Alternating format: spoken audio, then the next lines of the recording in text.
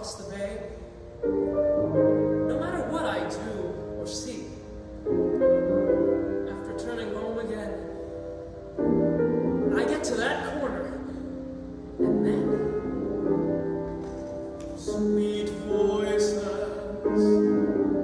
I hear sweet voices calling to me.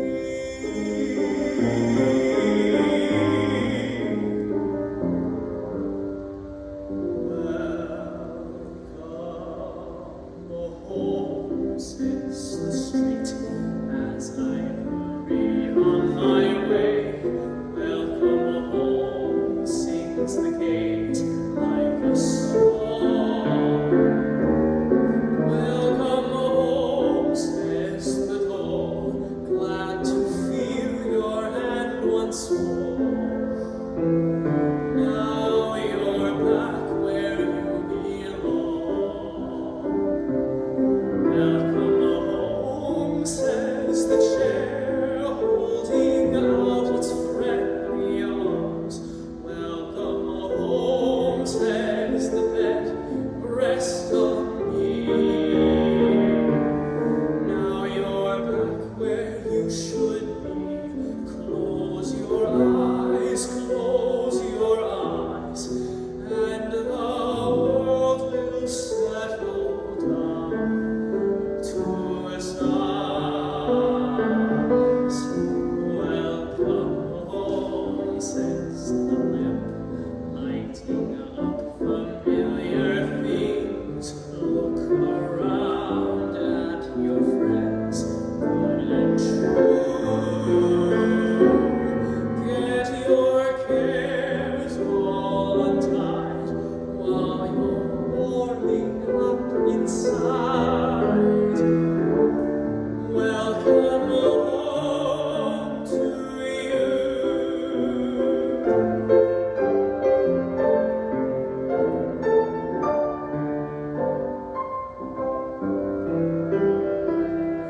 Welcome home, says the chair, holding out its friendly arms. Welcome home, says the bed, rest on me. Now you're back where you should be. Close your eyes, and the world will settle down to a silence. Welcome home, says the lamp, lighting up familiar things. Look around at your friends, good and true. Get your cares all untied while you're warming up inside. Welcome home to you.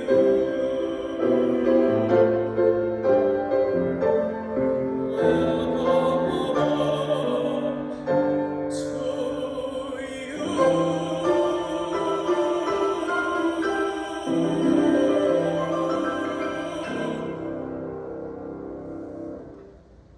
Good morning, friends, and welcome to our Sunday service. My name is Sarah Lenzi, and I'm the minister at the Unitarian Society of Ridgewood. The Unitarian Society of Ridgewood was founded in 1896 and has, for over 100 years, been a beacon of liberal faith. Our congregation is a welcoming one. No matter your gender, sexual orientation, education, history, ethnicity, theology, race, or age, we celebrate the wholeness of you. Ours is a non-creedal faith that does not ask us to believe anything in particular about God or the meaning of existence. We are a diverse people, diverse in our beliefs. But there are some beliefs we share. We believe in the inherent worth and dignity of every person. We believe that we are all interconnected, that our past and our future are intertwined, and that my liberation and yours and everyone's is bound together. We believe that salvation is a thing that happens here on this earth when we create a world of justice, liberation, freedom, and safety for all people. Email remains our primary means of communication these days, so please, if you aren't getting our Wednesday e-blast, let us know. If you are new to Unitarian Universalism or to USR, please don't hesitate to reach out to me or to our office. But we are also introducing a new tool for visitors and for newer folks this morning. So into the chat right now is going to be dropped a link to a Google survey that is replacing our old green sheet where we ask for your information, your email, so that we can get you on the e-blast and get you connected to aspects of congregational life that you are interested in. So if you're new or you're not getting communications from us, please fill out the form so we can be in touch and get a chance to know you better. Of course, you can also always visit our website at uuridgewood.org, or you can email 113cottage@gmail.com. One announcement this morning: we will be opening our congregational year next Sunday with our water celebration. Many of you have sent in images of water already, and I thank you for that, but I'm hoping that many more of you will still do so. So what we're looking for is images of water that is meaningful to you. Any kind of water: tap, a lake, a river, the falling rain, anything at all. Any image of water that has memory or story or meaning attached. You can be in the photo or not, totally your choice. We will be featuring those images during our water ceremony next week. You can send those to me at usr.minister@gmail.com. Thank you for being with us this morning. And now if you'll please join us for the words for lighting our chalice. They'll be on your screen. Please join us in the words for lighting the chalice. They can be found on your screen. We light this chalice for the light of truth, the warmth of love, and the energy of action as we gather together in the circle of community.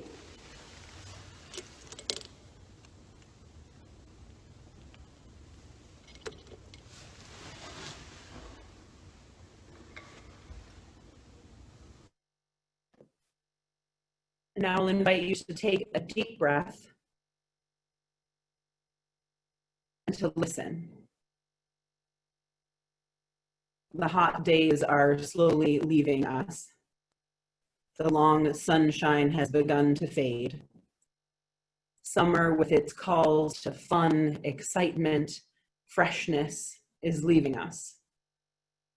The nights are cooling, and if we stop, we feel in our bones that we are moving toward the stillness and quiet of autumn. We're moving toward the turning of the yearly cycle. This is a time to breathe, not to hurry forward or to cling to what is passing. A time simply to be and listen to the world around us. As our centering sound plays, hear in it a call to being present right here, right now. Take a deep breath and listen.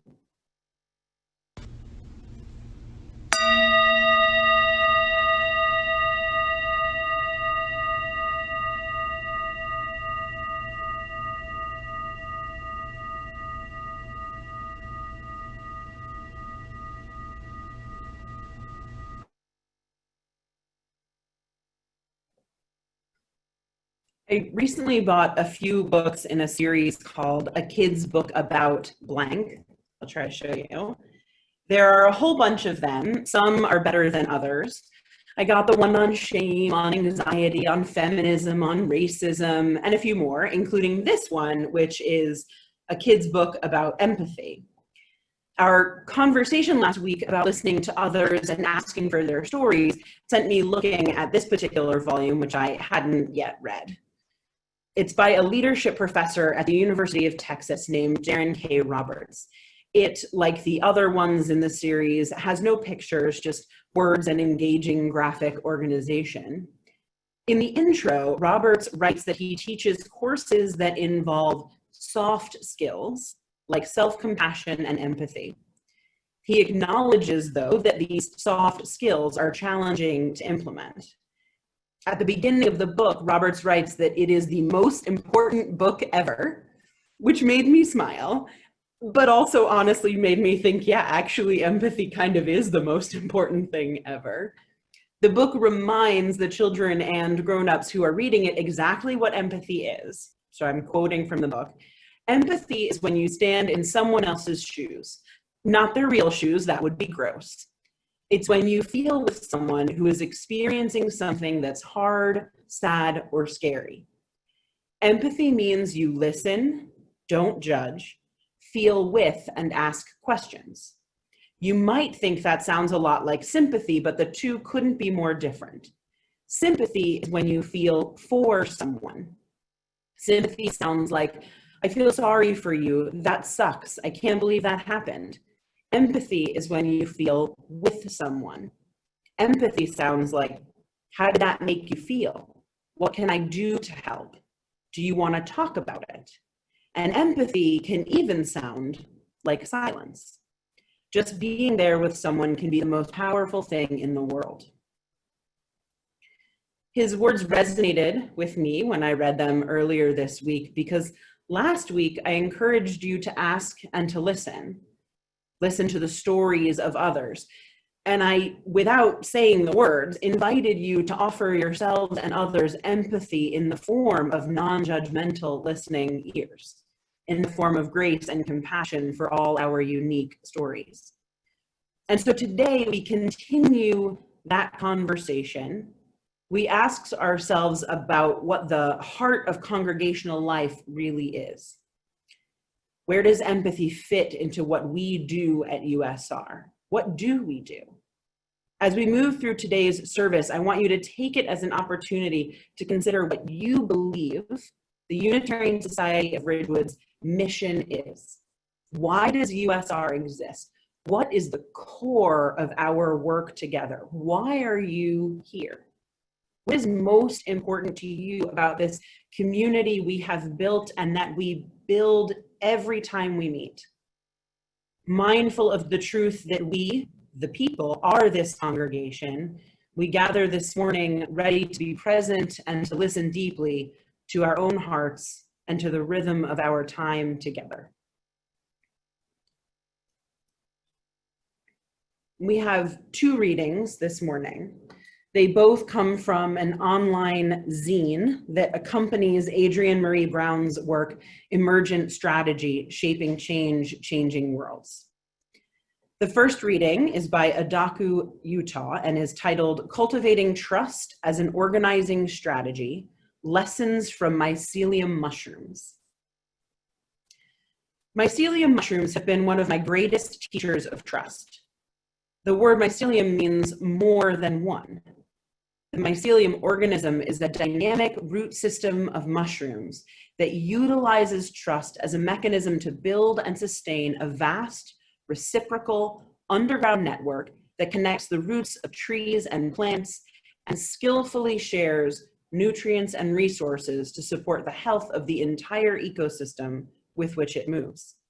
This mycelial network cannot exist without trust. The mycelium communication highway recognizes and believes in the collective ability to channel and receive nutrients where needed, protect against parasites, and expand roots into necessary sites of growth. The network process also fosters intergenerational relationships that welcome the myriad of ancient wisdom and connections that reside in older trees to benefit younger trees. These mushrooms affirm a commitment to building relationships of trust that encourage all life to bloom, one that I aspire to embody more and more in my organizing practice. It takes courage to bring our trust forward and invite another person to meet us there. This sometimes true or often shaky surrender is an opportunity to discover something deeper than the confines of our individual experience, a catalyst to grow beyond ourselves. to find the places where love can exist even when we are unsure of the destination, to embrace a kind of faith brave enough to yield a wider focus, often unseen with a singular lens. Cultivating trust is an organizing strategy. It illuminates the distinct potential to generate meaningful communication, yield collaboration grounded in sustenance, bolster collective commitment, and acknowledge competence and worth. Trust intercepts blame and attack and invites care and compassion to take the lead. It takes the time to ensure that practices are aligned with values. In times of crisis, trust knows that you won't be intentionally hurt by comrades. It relies on our imagination's harvest and initiates possibility filled with hope and inspiration. It encourages us to delegate and share our work, so imbalance dissolves and burnout fades. Trust invites us to come together for the sake of collective liberation.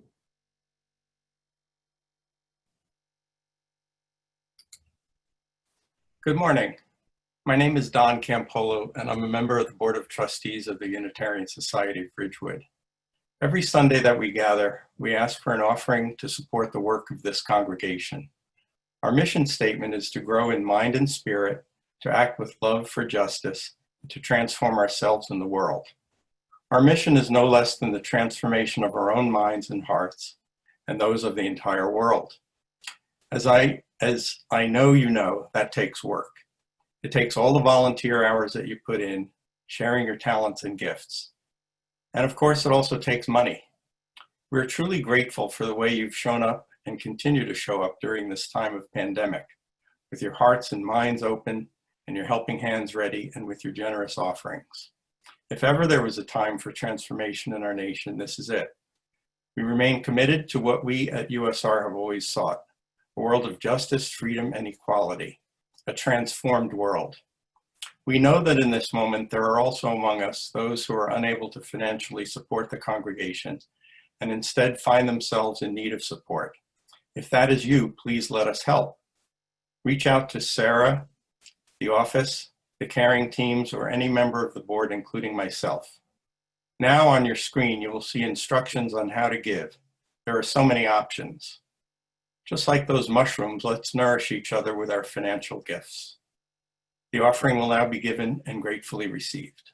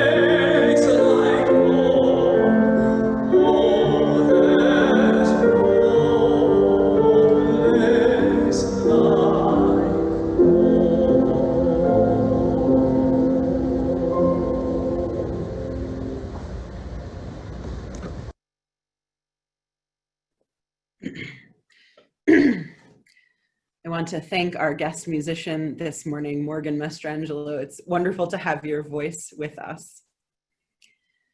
On Sunday mornings, when we gather, we take time in our service to be quiet, to be still, to breathe deeply, and to turn our minds, hearts, and souls to the things of greatest importance in our own lives and in our world.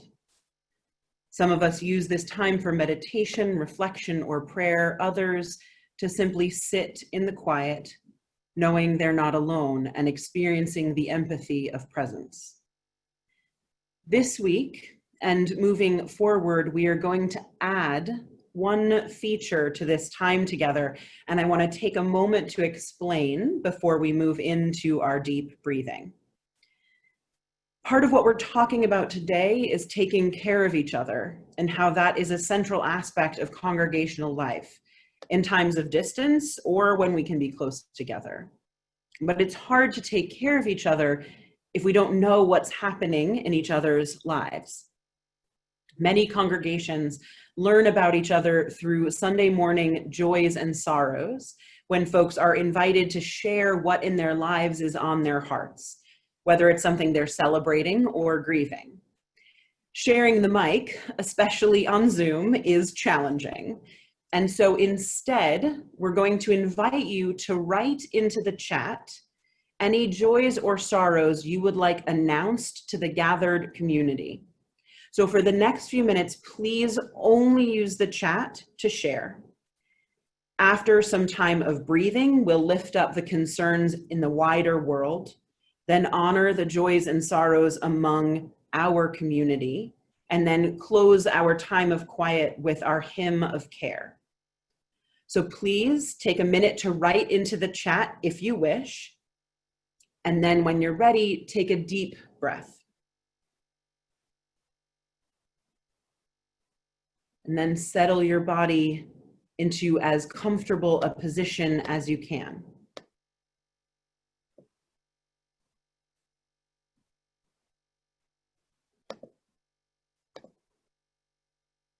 Inhale slowly through your nose and then out through your mouth. Focus on your breathing as it moves in and out of your body. Try to let your body relax into this moment. You can roll your shoulders back, unclench your jaw, wiggle your toes and your fingers. Take a deep breath and relax. Still your body. Calm your mind. Focus on the air as it moves in through your nose and out through your mouth. Close your eyes if it helps, and keep breathing. Out in the world beyond our community,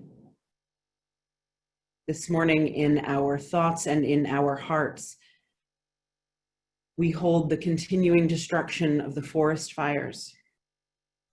May those working to save and protect have strength and know comfort. We hold Jacob Blake and his family, especially his children. May they know support and care as they deal with the aftermath of injuries caused by the use of excessive violence by police. We hold the 2 men who were killed and another who was injured in the shooting of protesters in Kenosha. May their families find moments of grace amidst the pain of loss. We hold the many dead and many others displaced or struggling in the wake of Hurricane Laura. May the efforts at rebuilding and renewing be swift and well-funded. We hold the thousands of students who have made the challenging choice to return to college or university or to remain virtual. May those who attend in person be safe, and may those who stay home find points of connection to keep them whole. We hold the ongoing tragedy that is the COVID pandemic. Our hearts are with those who grieve, those who caregive, those who fear, those who are ill, and those working day and night to try to find treatments and cures. May all of us who are experiencing loneliness, sorrow, anxiety, and fear in this moment experience respite. Take a deep breath in and slowly let it out.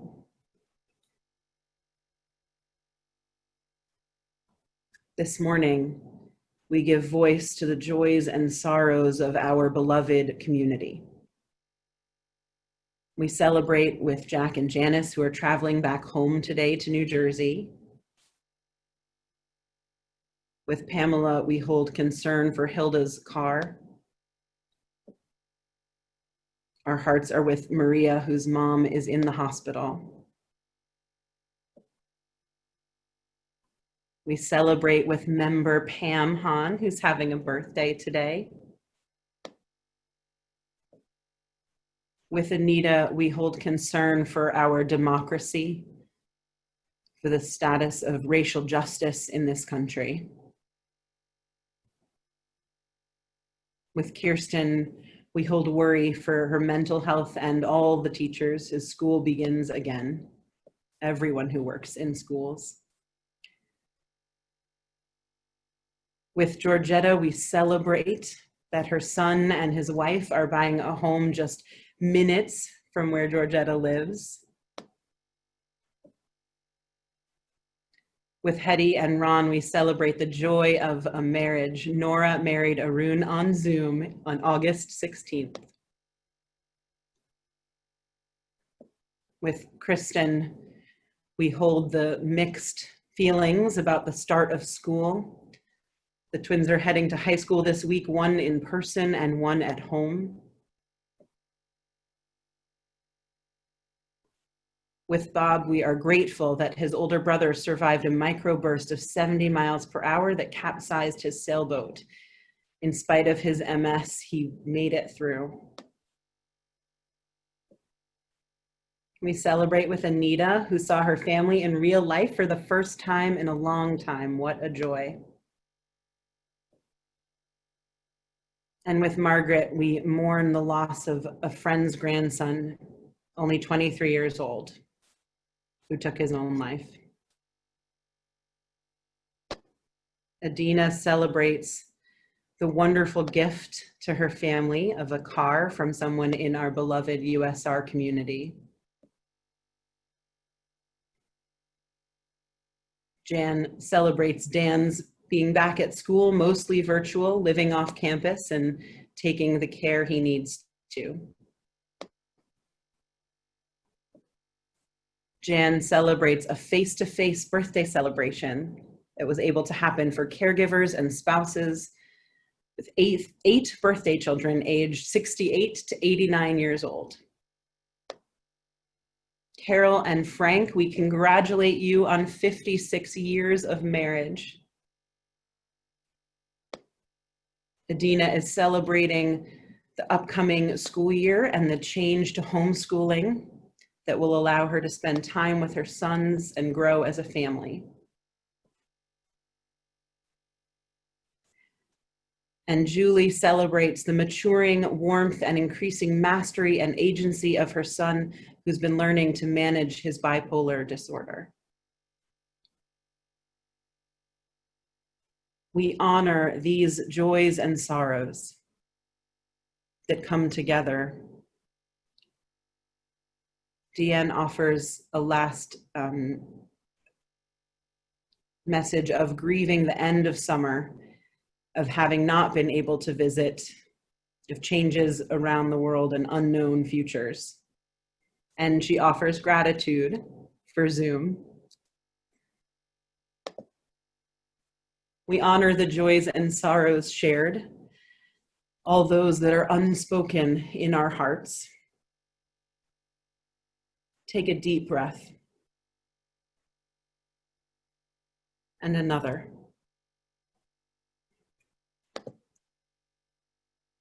The world is hard, but in amongst the challenges, there are wonderful things still occurring. Babies being born, families reuniting after months of separation, anniversaries celebrated. There's hard work that helps and heals and protects. There's the sense of purpose that comes from meaningful work. There's beauty and art and music and friendship. There's the care we offer to each other. With each breath, we remember that these things are real. And we offer our gratitude for moments of joy, hope, and love. Please take a deep breath and join us in singing our hymn of care.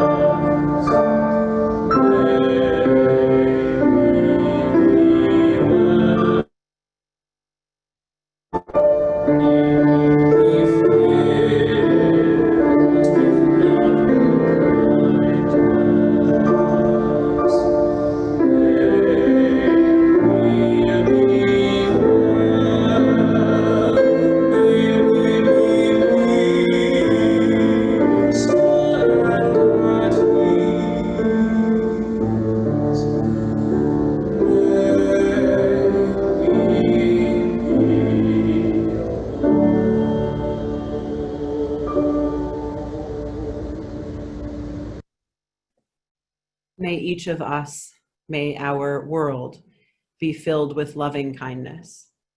So may it be. Our second reading this morning is titled Nurture Your Garden by Ayanna Jamison. I am a gardener. I started out with mostly vegetables, growing tomatoes and a salsa garden over 15 years ago at my mother's house. I was also growing plants to deter various kinds of pets, mosquitoes, flies, gophers, those plants which created boundaries necessary for the comfort and survival of the rest of my plants. I have moved on to tending my own garden. I still grow edible plants and flowers year-round in Southern California.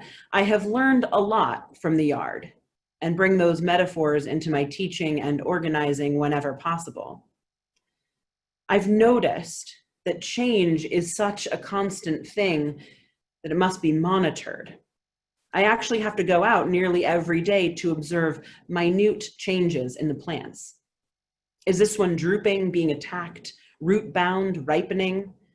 It has helped me to stay present in other areas of my life that seem not to be moving.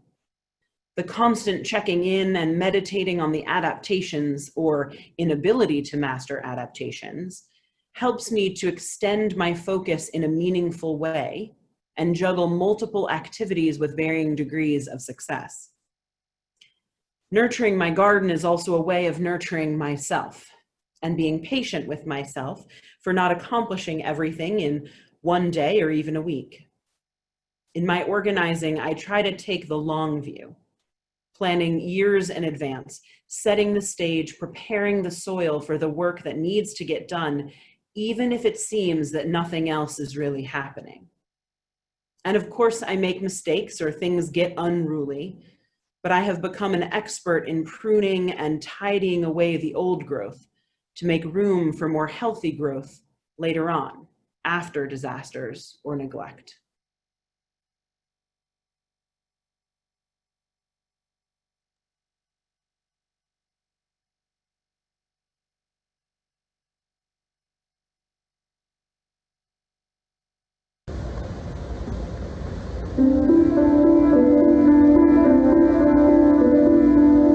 Can talk when my child woke. Father said I would know the place.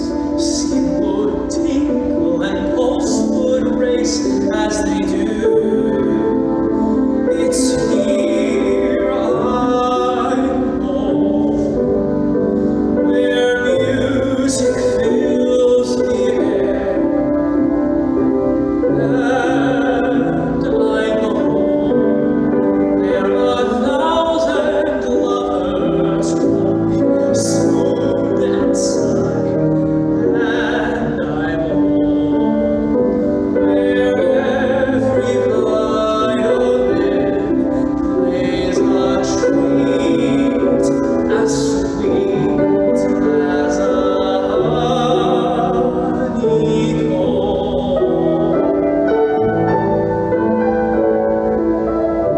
Wherever music plays, I know,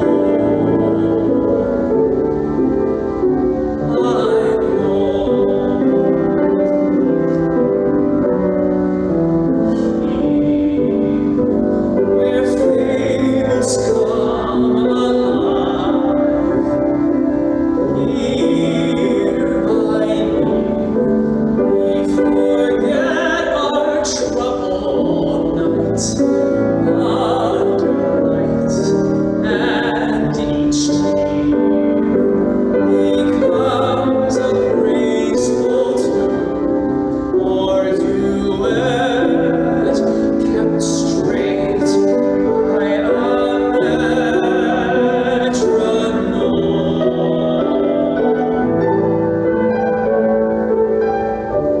And if I'm singing, then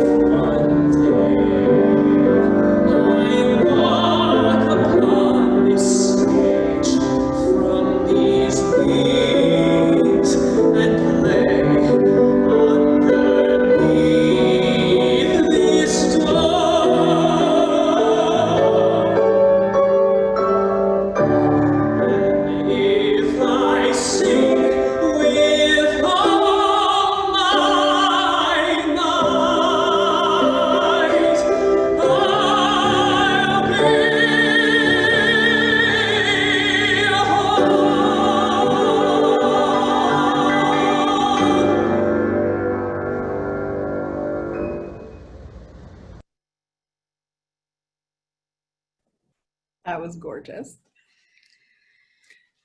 The week before last, I spent time in a board retreat for the Unitarian Universalist Faith Action New Jersey organization. It's the New Jersey legislative advocacy group that we and other congregations in New Jersey help support, and that works to give a voice to Unitarian Universalist values in Trenton. I now sit on the board of that organization, and we were there to talk about goals that the board will set for itself and for the UUFANJ for the upcoming year. Yesterday, the Board of Trustees of the Unitarian Society of Ridgewood had our annual retreat. Each end of summer or early fall, the board spends some time together thinking about what the next year might bring, what goals we might set for ourselves and for the congregation. Our centering question yesterday was, how can we bring our collective talents to bear so that USR doesn't just survive COVID and the current crises, but thrives into the future? In both cases, with both boards, we found our way around to talking about what is essential in these organizations. We talked about what the core of the mission is and what we have to offer the world.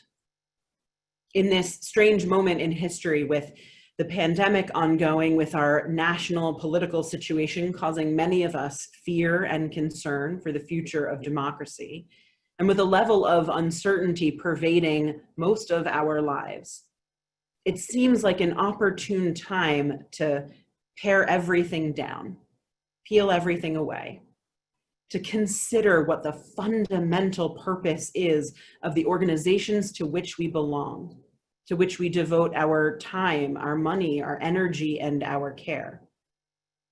Because that's what many of us have been doing in general, right? Getting back to essentials, remembering what we absolutely need to keep safe and to survive, prioritizing the work when time for work is diminished by kids being home, learning to economize and buy only what's necessary. I have colleagues that are now discussing what it looks like to become more self-sufficient, so sharing tips about gardening or the collecting of rainwater.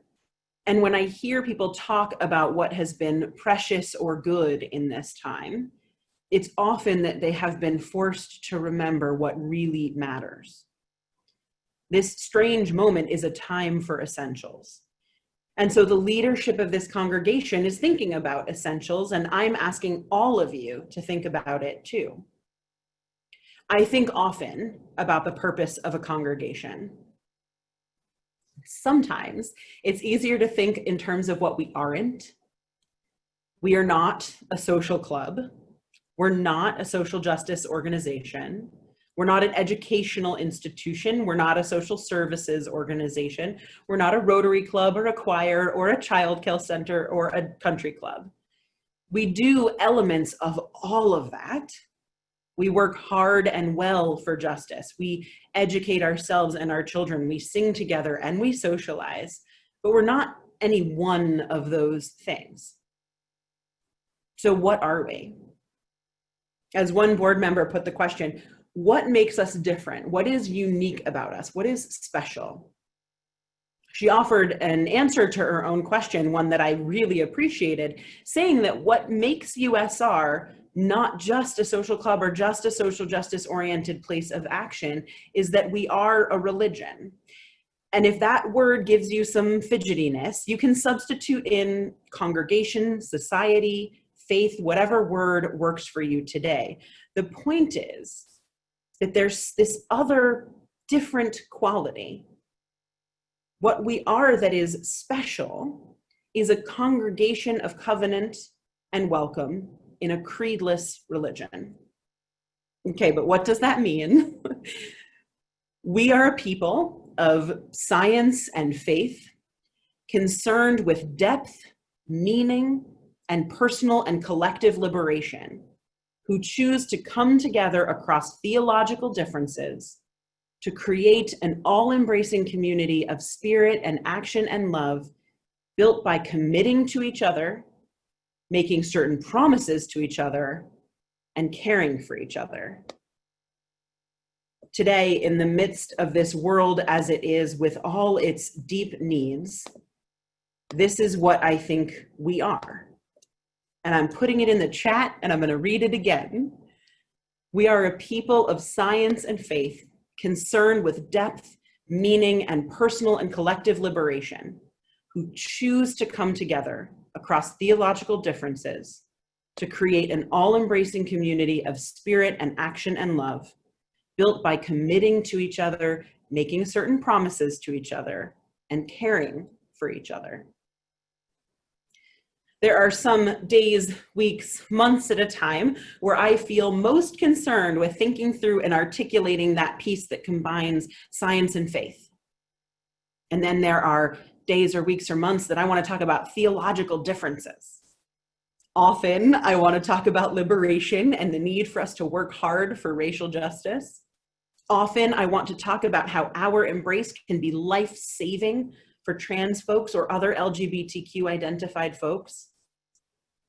But today, right now, I want to talk about that last phrase, the idea that we build community through commitment, promises, and caring.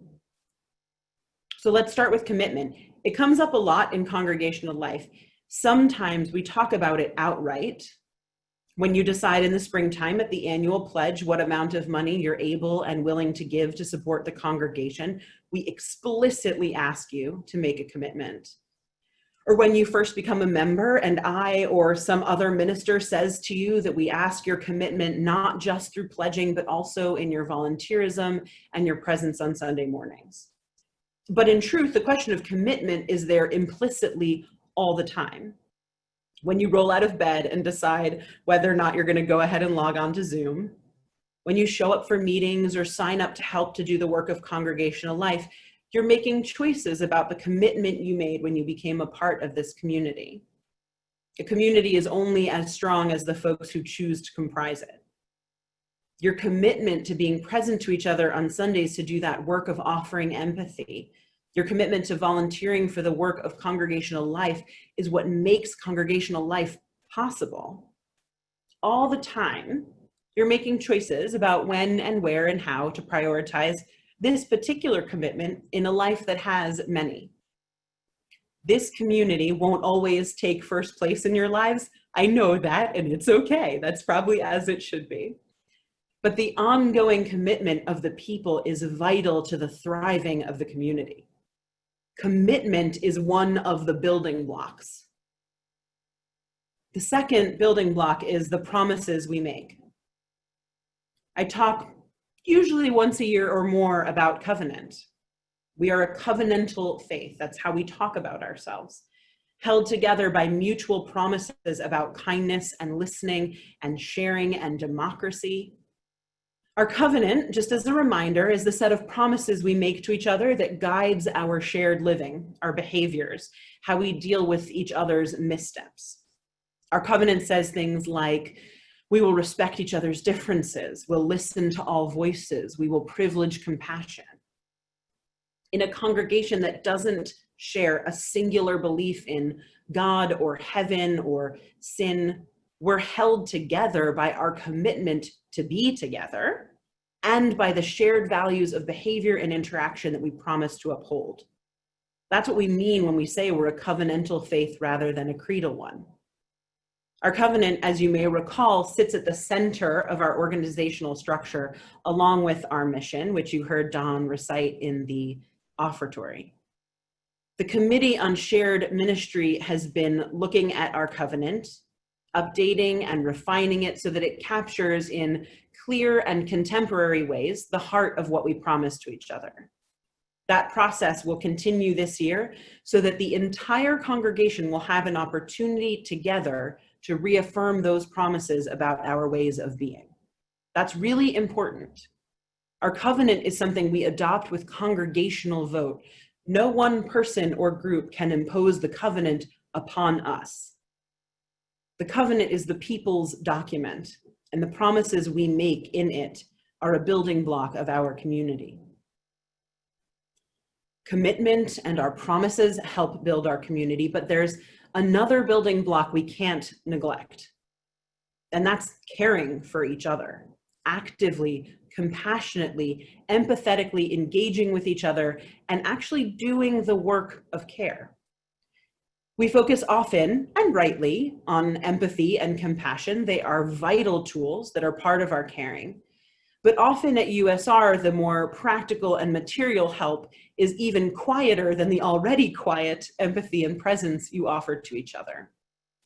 The couple who gives a family a car, the congregant who tirelessly makes meals for others, the small group that faithfully checks in on its member who lives in an assisted living facility, the congregant who helps another get the technology they need to remain a part of the congregation in this time of physical distance, the ones who faithfully write cards of congratulations and of sorrow, the ones who call and chat so we know we're not alone, the ones who show up for Zoom rooms every day to hear each other's voices and to offer presence, the ones who tap their networks beyond USR over and over, however they can, to help others in need find food and resources, the ones who offer legal advice, the ones who open up their homes or show up in an emergency or take the kids for a little while so young parents can get a break. So often, you all do these things without fanfare and without gratitude beyond that of the recipient of your caring. But I need you to know that I see you care for each other, and I'm telling you now that when you do that, you are building the backbone of congregational life. Alongside commitment and covenant, caring for each other is what makes a congregation a congregation. And so this is the belief that I submit to you this morning, that USR at its core is an all-embracing community of spirit and action and love that is built by commitment, covenant, and care, and that is determined to bring about a world of liberation for all. And this is the challenge I submit to you. Every single one of us who considers USR to be our community, our home, every single one of us is responsible for making a commitment, for keeping those promises as best we can, and for offering care to each other. I want you to think about how those three building blocks fit into your life. And are you feeling committed? Do you attempt to live by our covenant? Have you read it recently? Are you helping in the work of care?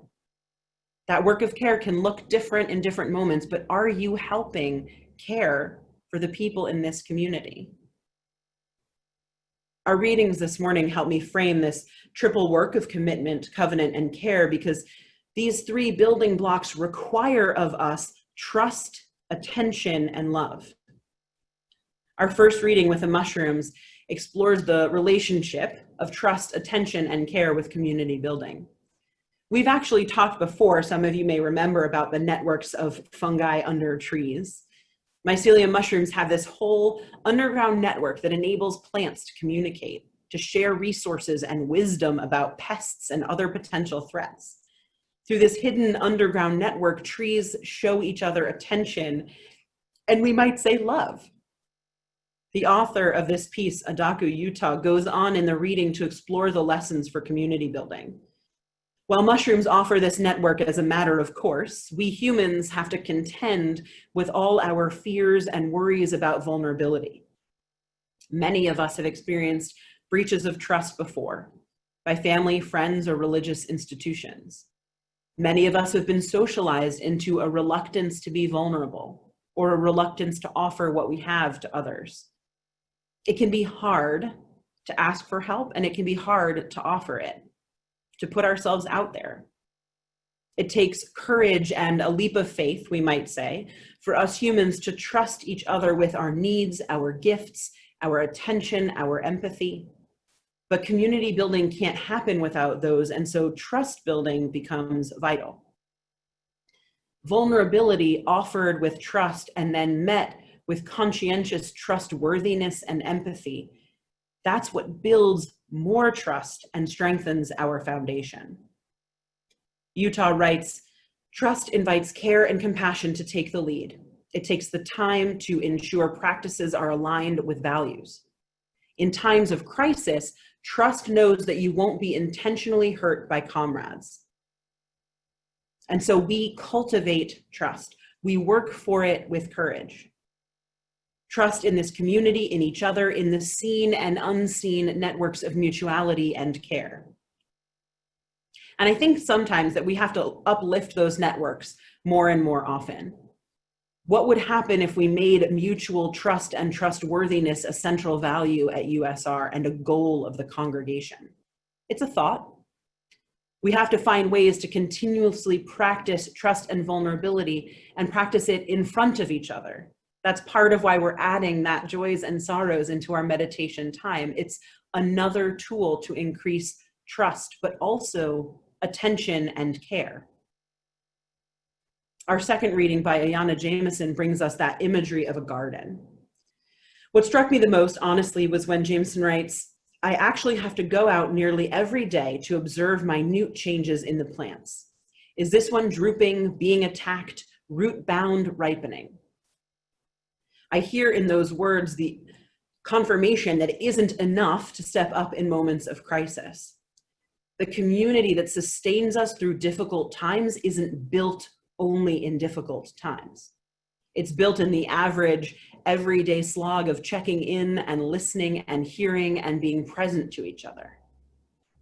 Jamison implicitly writes that gardening isn't just about the exciting moments of planting or harvesting. It's about the daily care, the maintenance, the checking in, the watching for adaptations, the anticipating problems and thinking about how to mitigate them. It's about planning, preparing, and nurturing, even if mistakes will happen. If I were to liken this to the building of a congregation, I might say that congregational life isn't just about the social events or about the social justice work. It's about all of the coming together, Sunday after Sunday, to be together and listen and be present, to offer attention and care. It isn't just about the time that your small group has a potluck or makes a meal for a family in need. It's about all the other meetings of that small group where you talk about life and you listen deeply to each other. Jamison writes, I try to take the long view, planning years in advance, setting the stage, preparing the soil for the work that needs to get done, even if it seems that nothing else is really happening. We may not be able to plan years in advance right now because of the uncertainty we face, but we can do that work of daily tending, even if it looks like nothing else is happening. A community and its trust in itself and each other is built with everyday actions. The way we nurture each other all the time matters. Trust, attention, and love enable us to commit, make promises, and care for each other. And all of that enables us to build a community that can work for justice, offer a safe haven, and encourage growth and learning. The work of community building isn't easy, but it is worthwhile, and it is so needed right now. One of the goals that the board came up with, and the goals are not set yet, and I hope I'm not speaking out of turn to share this. One of the goals that was on our board was start a revolution.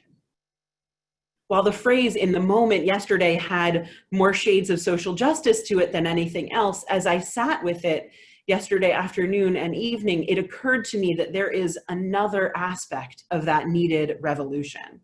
And it's not unique to us, so we might need to alter the language from start a revolution to join a revolution.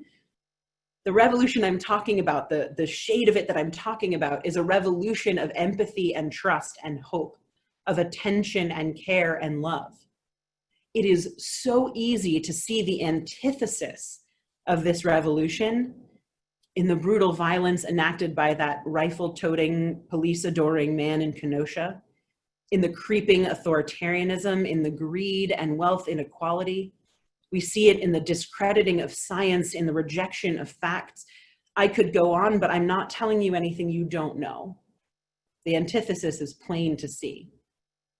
But we can also see the power of a revolution of empathy and hope and love in the ongoing protests for justice, for democracy, for truth, and for freedom. And we can see its power right here in the way this community cares for each other and reaches beyond itself. We can help build that revolution. And we start right here with reaffirming to each other the core of our identity and work here at USR. We can start right here by reaffirming the importance of our commitment, our covenant, and our care for each other right here. We can start right here by offering our trust, our attention, and our love to each other. When we do this, we open up all sorts of possibilities for what this community can do and become, and how we can be part of that revolution. May our future be revolutionary, filled with hope and love, and with care and liberation. So may it be. Please join in our final hymn. Kristen will lead us.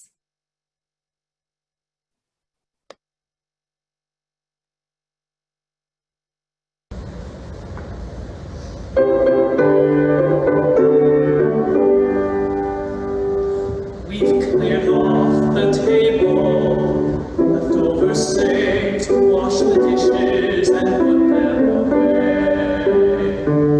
I've told you a story, tucked you in tight at the end of your knockabout day. As the moon sets its sails to carry you to sleep over the midnight sea, I will sing you a song no one sang to me. May it keep you good company. You can be anybody you want to be. You can love whomever you will. You can travel any country where your heart leads, and know that I will love you still. You can live by yourself, you can gather friends around, you can choose one special one, and the only measure of your words and your deeds will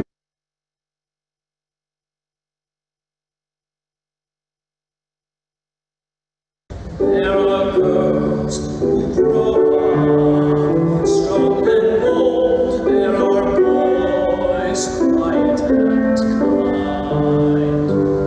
Some raise on ahead, some follow behind, some going their own way in time. Some women love women, some men love men. Some raise children, some never do. You can dream all the day, never reaching the end of everything possible for you. Don't be rattled by names, by tones, by games, but seek out Spirit's truth. If you give your friends the best part of yourself, they'll give the same back to you. There are girls who, oh, you can be anybody you want to be. You can love whomever you will. You can travel any country where your heart leads, and know that I will love you still.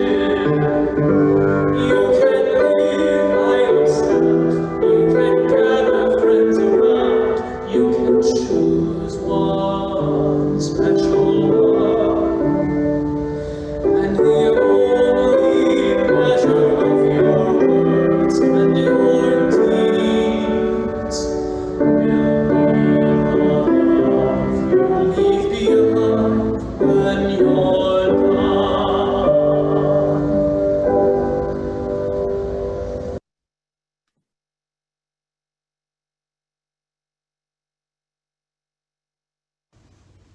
Please join us in the words for Extinguishing the Chalice.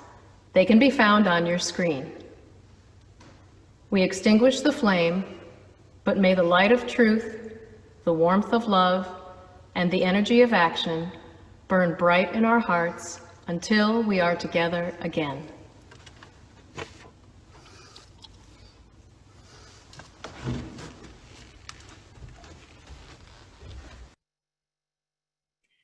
Thank you for being with us this morning.